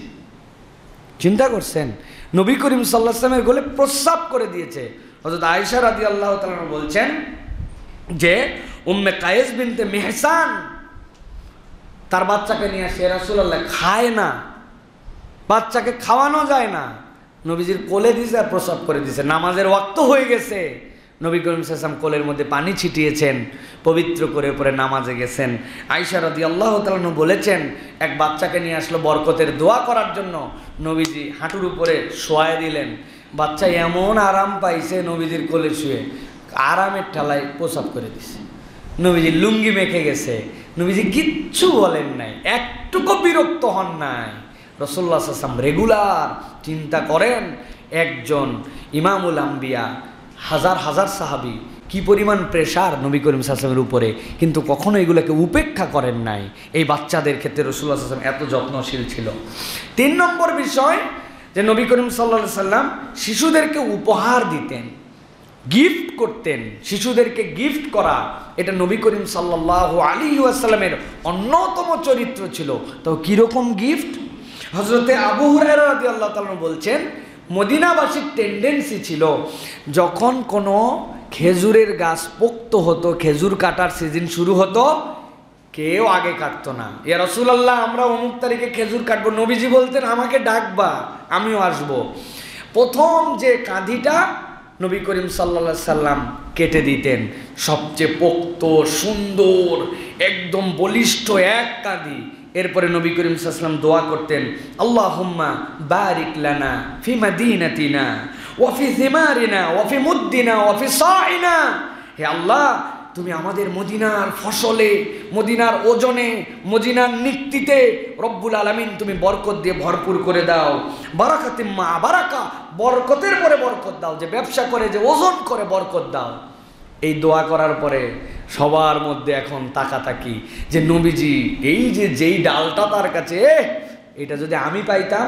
নবীজি খুঁজে খুঁজে খুঁজে সবচেয়ে ছোট শিশু যেইটা, এদিকে আসো, ডাক দিয়া তার হাতের মধ্যে দিতেন। সে তো ওজনই তুলতে পারে না, কিন্তু সকলের মধ্যে আনন্দের হিল্লোল বয়ে যেত যে সবচেয়ে ছোট্ট মানুষটার হাতে নবীজি এটা উঠাই দিতেন। সুবহানাল্লাহ। এই যে ফসল কাটার আনন্দ আমাদের দেশেও কিন্তু কি নবান্ন নাকি হয় না আমাদের। সুতরাং যদি ইসলামের সাথে মিলে যায়, এটা দোয়ার জন্য, বরকতের জন্য, এটা উৎসব, এগুলা মুবাহ, এটা করা যেতে পারে প্রিয় ভাইরা। এটা রাসূলুল্লাহ সাল্লাল্লাহু আলাইহি ওয়াসাল্লামের আমল ছিল প্রিয় ভাইরা। আরেকটা ঘটনা শোনেন, রাসূলুল্লাহ সাল্লাল্লাহু আলাইহি ওয়াসাল্লাম কিভাবে ছোটদেরকে গিফট দিতেন। খালিদ রাদিয়াল্লাহু তাআলা আনহুর কন্যা ছিলেন উম্মে খালিদ। একবার মদিনায় অনেক উপহার আসলো, এর মধ্যে একটা উপহার আসলে একটা কাপড় জড়ি দেওয়া, এত সুন্দর দেখতে, কিন্তু আইটেমটা লেডিস। নবীজি বললেন এই কাপড়টা আমি কাকে পরায় দিব? সাহাবায়ে কেরাম তো চিন্তা করছে সুবহানাল্লাহ বিহামদি, এটা তো মেয়ে মানুষের কাপড়, নবীজি বলছে পরায় দিবে। নবীজি তো আর মেয়ে মানুষকে কাপড় পরাবে না, কিন্তু বলছেন এই কাপড়টা আমি কাকে পরায় দিব? সাহাবায়ে কেরাম একটুক কথা বলে না। নবীজি ডাক দিলেন, খালিদ তোমার মেয়ে কই? ইয়া রাসূলুল্লাহ নিয়ে আসতেছি। দৌড়ায় নিয়ে আসছে উম্মে খালিদকে। নিয়ে আসার পরে নবীজি নিজে হাতে এই শিশুটার গায়ে এই কাপড়টা জড়ায় পরায় দিলেন। দেওয়ার পরে নবীজি বলতে লাগলেন, সানা সানা সানা সানা। সাহাবায়ে কেরাম বুঝে না যে নবীজি সানা সানা সানা সানা বলতেছেন কেন, এই ভাষা তো ওরা জানে না। মূলত এই খালিদ রাদিয়াল্লাহু তাআলা তার পরিবার নিয়ে হাবাসায় প্রথম জীবনে তিনি ওখানে সফর করে চলে গিয়েছিলেন। তো হাবাসার একটা ভাষা হচ্ছে কোনো জিনিস যদি খুব চমকায়, খুব সুন্দর হয়, সেটাকে সানা সানা বলা হয়। নবীজি এটাও জানতেন, নবীজি তাদের স্থানীয় ভাষায় বলতেছেন। উম্মে খালিদ বোঝে, ছোটতে বড় হয়েছে, সানা সানা মানে কি, সে তো খুশি হয়ে গেছে। নবীজি পরায় দিয়ে বললেন, উম্মে খালিদ শোনো, এই কাপড়টাকে তুমি পুরাতন বানায় ফেলবে। হাদিসের মধ্যে পরিভাষা আসছে গরিবুল হাদিসের মধ্যে, আরবের মানুষ যখন বলতো কোনো কাপড় কাউকে দিয়ে পুরাতন করে ফেলবে, এর মানে আল্লাহ তোমাকে দীর্ঘ জীবন দান করুক, সুবহানাল্লাহ। হাদিসের পরিভাষকরা বলছেন নবীজি ছোট্ট একটু কাজ করে বলে দিয়েছেন যে তুমি এই কাপড়কে পুরাতন বানায় ফেলবে। মহিলা সাহাবীদের মধ্যে উম্মে খালিদের থেকে বেশি বয়স আর কেউ পায় নাই। উনি মারা গেছেন। আবু তুফাইল আমেরির কথা ছেলেদের মধ্যে বলা হয়, তিনি সবচেয়ে বয়সকালে মারা গেছেন। এই যে ছোট্ট শিশু, ছোট্ট সাহাবী, ছোট্ট মানুষটিকে মূল্যায়ন করা, এটা রাসূল আরবি সাল্লাল্লাহু আলাইহি ওয়াসাল্লামের চরিত্র ছিল। এখান থেকে আরো একটা জিনিস প্রতীয়মান হয়, বড়দের মজলিসে ছোটরাও যেতে পারে। বড়দের মজলিসে ছোটরা ফাও, ছোটদের দাওয়াত দেওয়া লাগে না, ছোটরা অটো চয়েস। আমরা অনেক সময় আমলে নেই না, যাই না, নেই না, আমল দেই না, তাদেরকে পাত্তা দেই না। এটা আমাদের চরিত্র হতে পারে না প্রিয় ভাইরা। কত ঘটনা, সুবহানাল্লাহ। হযরতে মাহমুদ, একজন সাহাবী আছেন ইতিহাসে, নাম কি বলে? মাহমুদ রাদিয়াল্লাহু তাআলা। উনি সাহাবী কিনা, সাহাবীদের মধ্যে এই নিয়ে কথা ছিল। বয়সী তার নবী করিম সাল্লাল্লাহু আলাইহি ওয়াসাল্লাম যখন ইন্তেকাল করে গেছেন, কেউ বলতেছেন 4, কেউ বলছে 5, ও কেমনে সাহাবী হইল? হযরত মাহমুদ বলতেছেন, আমার নবীজির সাথে একটা স্মৃতি মনে আছে, এই একটা এভিডেন্সের কারণে তাকে সাহাবী মানা হয়। বলে কি স্মৃতি? বলে একদিন নবীজির কাছে গেছি, এক বালতি পানি, নবীজি বালতির মধ্যে মুখ দিয়েছেন, মুখ দিয়ে গাল ভরাইছেন পানি দিয়ে, আমার দিকে পিচকারি দিয়ে আমার মুখের মধ্যে নবীজি পানি মারছে, আমার পুরো মুখ মেখে গেছে। আমি দিয়ে আমার মনে আছে নবীজি আমার সাথে এরকম করছেন। এই একটা ঘটনার দ্বারা উনি যে নবীকে দেখছেন, স্মৃতি ছিল, এই কারণে উনি সাহাবী, সুবহানাল্লাহ ওয়া বিহামদি। নবী করিম সাল্লাল্লাহু আলাইহি ওয়াসাল্লাম এই মজাটা করতেন সাহাবীদের সাথে। ওই থুতুটা থুতু না, ওটা তার দিকে রহমত আর বরকত রাসূলুল্লাহ সাল্লাল্লাহু আলাইহি ওয়াসাল্লাম ছিটায় দিয়েছেন। এই যে সাহাবায়ে কেরামদের সাথে, ছোট্ট ছোট্ট মানুষদের সাথে নবীজি সালাম দিতেন। নবী করিম সাল্লাল্লাহু আলাইহি ওয়াসাল্লাম স্নেহ দিয়ে তার গায়ে হাত দিতেন, তাদের কাঁধে হাত দিতেন, তাদেরকে আদর করতেন। হযরত আনাস রাদিয়াল্লাহু তাআলা বলছেন, আমাকে নবীজি বলছেন, আনাস বাড়িতে যে সালাম দাও, তোমার বাচ্চাদেরকে তুমি সালাম দিবা। তুমি যদি বাচ্চাদেরকে সালাম দাও, তাহলে তোমার ঘরকে আল্লাহ বরকতের ঘর বানায় দিবেন। নবীজির নির্দেশনা, এটা তিরমিজির হাদিস, 2698 নম্বর হাদিস। হাদিসের মধ্যে আসছে প্রিয় ভাইরা। এই জন্য রাসূলুল্লাহ সাল্লাল্লাহু আলাইহি ওয়াসাল্লাম এই আমলগুলা বাচ্চাদের সাথে করতেন প্রিয় ভাইরা। হযরতে আবু যার গিফারি রাদিয়াল্লাহু তাআলা আনহু থেকে একটা বর্ণনা আসছে, আবু রাফে বিন আমর আল গিফারি, সাহাবীর নাম আবু রাফে বিন আমর আল গিফারি। নবীজির কাছে বিচার আসছে, এক আনসার এইরকম করে ওনার কাঁধের মধ্যে ধরে নিয়ে আসছে, 11-12 বছর বয়স। যা চল মুহাম্মদ সাল্লাল্লাহু আলাইহি ওয়াসাল্লামের কাছে। নবীজি বলছেন কি ব্যাপার? আবু রাফিকে কি জন্য নিয়ে আসছো? বলি ইয়া রাসূলুল্লাহ, যা দুষ্ট, খালি খেজুরের গাছে ঢেল মারে মারে কাঁচা খেজুর নামায়। ছাড়ো, কি জন্য ঢেল মারো? বলি ইয়া রাসূলুল্লাহ, এত ক্ষুধা লাগে আমার, আমি তো ক্ষুধা সহ্য করতে পারি না। নবীজির দিলটা পুড়ে গেল। নবীজি বললেন, আবু রাফি, ঢেল মেরে খাওয়া যাবে না। নিচে যেইগুলা পড়ে থাকে এগুলা তোমার জন্য হালাল, আর কখনো ঢেল মারবে না, ঠিক আছে? নবীজি এরপরে তার জন্য দোয়া করলেন, আল্লাহ আবু রাফিকে তুমি পরিতৃপ্ত করে দাও, তার তৃষ্ণাকে নিবারণ করে দাও। আবু রাফির এমন হালত হলো যে আবু রাফি এক ফোঁটা পানি খেলেও তার জন্য পেট ভরে যায়, অল্প একটু কিছু খেলেও তার তৃপ্ত হয়ে যায়, মানুষটা সবল। নবীজির দোয়া, সুবহানাল্লাহ। তিরস্কার করেন নাই, এই যে আদর করে স্নেহ করে এই কাজগুলি করেছেন। প্রিয় ভাইয়েরা, ব্যক্তিত্ব গঠন শিশুদের জন্য, পিতাদের জন্য বলছি, বাচ্চাদের এমন কোনো কথা বলে বসবেন না যে তার ব্যক্তিত্বে আঘাত করে। নবীজি ব্যক্তিত্ব গঠন করাই দিতেন বাচ্চাদের।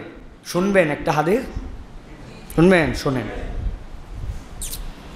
সাহাল বিন সাঈদ বলতেছেন, নবী করিম সাল্লাল্লাহু আলাইহি ওয়াসাল্লাম মজলিসে বসে আছেন, নবীজির কাছে কিছু পানীয় আসলো, দুধ আসতে পারে, শরবত আসতে পারে, ভাষাটা হচ্ছে পানীয়। এই পানীয় আসার পরে নবী করিম সাল্লাল্লাহু আলাইহি ওয়াসাল্লাম পানীয়টা খেলেন।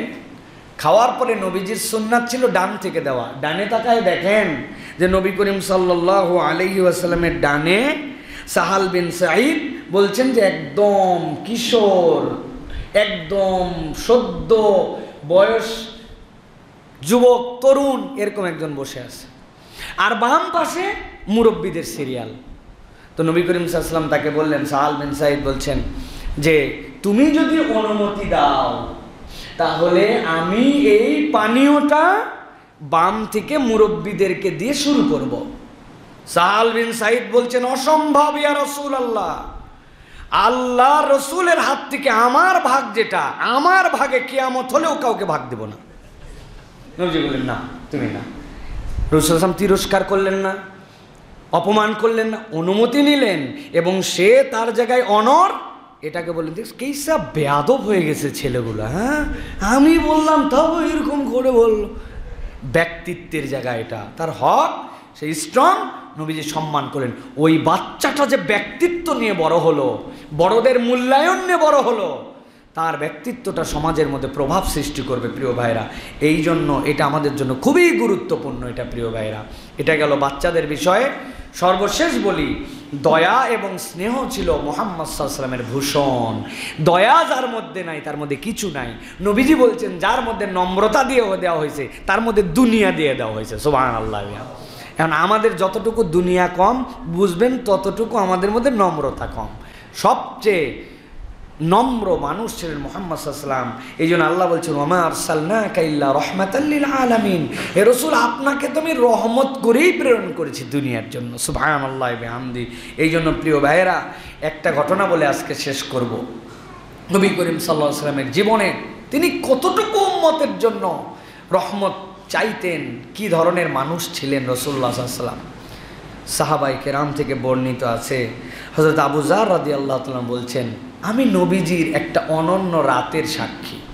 নবী করিম সাল্লাল্লাহু আলাইহি ওয়াসাল্লাম একটা আয়াতে কারিমা পড়ে পুরা রাত তার সিজদায় পার করে দিয়েছে। তার রুকু, তার সিজদা, তার নামাজে একটা আয়াতে কারিমা ছিল।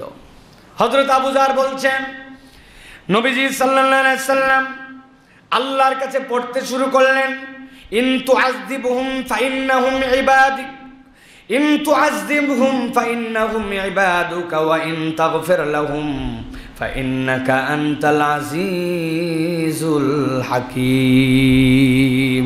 ও আমার রব, আপনি যদি শাস্তি দেন তবুও তারা আপনার বান্দা। আপনার শাস্তি যদি দেওয়া অবধারিত হয়, তারপরেও এরকম নয় যে সে আপনার বান্দাতে তালিকার থেকে বের হয়ে যাবে। আর আমি আল্লাহ আপনাকে বলছি, ওয়া ইন তাগফির লাহুম ফাইন্নাকা আনতাল আজিজুল হাকীম। আর আপনি যদি তাকে ক্ষমা করে দেন, আপনি মহাপরাক্রমশালী, বিজ্ঞানময়, আপনি মহাজ্ঞানী আল্লাহ। এর দ্বারা আল্লাহ নবী বুঝাতে চান, শাস্তি দিলেও আপনার বান্দা, ক্ষমা করলেও আপনার বান্দা। হযরত আবু যার বলতেছেন, আল্লাহ নবী সাল্লাল্লাহু আলাইহি ওয়াসাল্লাম রাত থেকে ফজর ফজর পর্যন্ত অনবরতই দোয়া করলেন। সারা রাত তার 2 রাকাত নামাজে এক আয়াতে কারিমা পড়তে পড়তে কানতে শেষ হয়ে গেল। সকাল যখন হলো, আবু যর বলছেন, আমি নবীজিকে বললাম, ইয়া রাসূলুল্লাহ, কি এমন হলো, এক আয়াতে কারিমা দিয়ে আপনার রাত পার হয়ে গেল? নবীজি সাল্লাল্লাহু আলাইহি সাল্লাম সাথে সাথে বললেন, ও আবু যর, আমি আল্লাহর কাছে সারা রাত আমার উম্মতের জন্য ইস্তেগফার করেছি, আর আল্লাহ আমাকে একটা শুভ সংবাদ জানাইছেন, ইন্নী সাআলতু রাব্বিশ শাফাআতা লি উম্মতি ওয়া হিয়া নাইলাতুন লিমান লা ইউশরিকু বিল্লাহি শাইয়া। আল্লাহ রাব্বুল আলামিনের কাছে আমি আমার উম্মতের শাফাত করার পারমিশন চেয়েছি। আল্লাহ, আপনি আমাকে আমার উম্মতের জন্য শাফাত করার অধিকার দিয়ে দেন। আল্লাহ মঞ্জুর করে আমাকে জানাইছেন, তোমার উম্মতের মধ্যে যদি একটা অপরাধ না থাকে, নবী তোমাকে সুপারিশ করতে দেওয়া হবে। লিমান লা ইউশরিক বিল্লাহ, যদি কেউ আল্লাহর সাথে শিরিক না করে, নবী জান আপনাকে মঞ্জুর করে নেওয়া হলো। আপনি তার জন্য যে সুপারিশ করবেন, সে যদি উম্মতের তালিকায় নামটা কেবল রাখে, আমি আল্লাহ আপনার সুপারিশ কবুল করে নিব।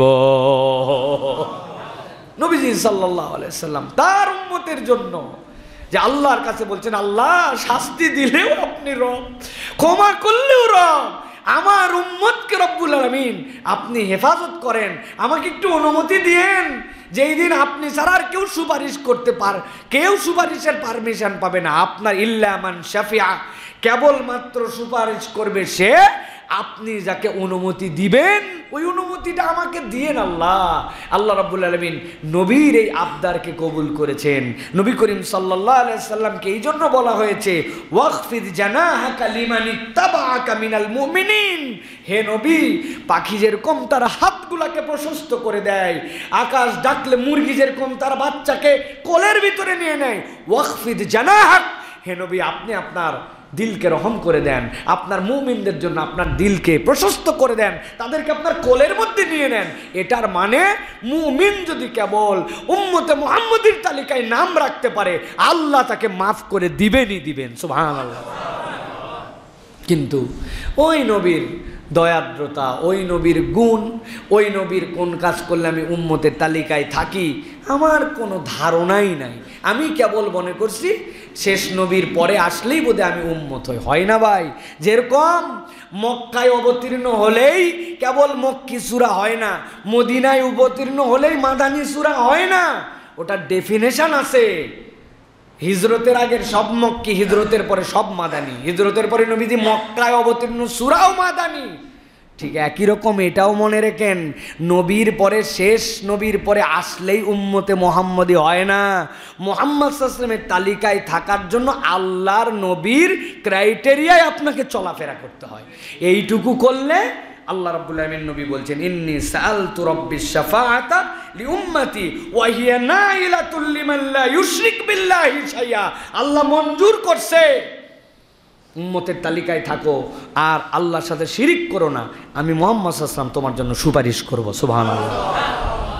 এই যে রাসূল সাল্লাল্লাহু আলাইহি ওয়াসাল্লাম রহম দিল, বাঁচায় দেওয়ার দিল, এই দিলটা আমাদের জন্য দরকার। আজকে আর দীর্ঘ করব না, অনেক দীর্ঘ হয়ে গেছে। তাহলে দয়া, স্নেহ, এটা আমাদের ভূষণ হবে। বাচ্চাদের সাথে আমাদের চমৎকার আচরণ করতে হবে। রাসূলুল্লাহ সাল্লাল্লাহু আলাইহি ওয়াসাল্লাম যেটা বলেছেন, 2-3টা দিকের কথার মধ্যে বলেছি, আমাদের বাচ্চা কাচ্চার এই ক্ষেত্রে খবর রাখতে হবে। এরপর আরেকটা কথা বলেছি, রাসূলুল্লাহ সাল্লাল্লাহু আলাইহি ওয়াসাল্লাম গুনাহগার হলেও নম্রতার সাথে দাওয়াত দিতেন। আর প্রধানত যেটা বলেছি, ভালো এবং যোগ্য মানুষদের জন্য রাসূল আরবি সাল্লাল্লাহু আলাইহি ওয়াসাল্লাম রেগুলার দোয়া করতেন। এই গুণাগুণগুলা, গুণের তো কোনো শেষ নাই, যেটা বলেছি নবী করিম সাল্লাল্লাহু আলাইহি ওয়াসাল্লামের, কিন্তু এই গুণাগুণগুলা আমাদের হৃদয়ে ধারণ করার জন্য চেষ্টা করতে হবে। পারবো ইনশাআল্লাহ? আর ওয়াদা করেছেন আপনারা যে নবী করিম সাল্লাল্লাহু আলাইহি ওয়াসাল্লামের জীবনী পড়বেন। আল্লাহ রাব্বুল আলামিন যেন নবীজি সাল্লাল্লাহু আলাইহি ওয়াসাল্লামের জীবনী আমাদেরকে পাঠ করার তৌফিক দান করেন।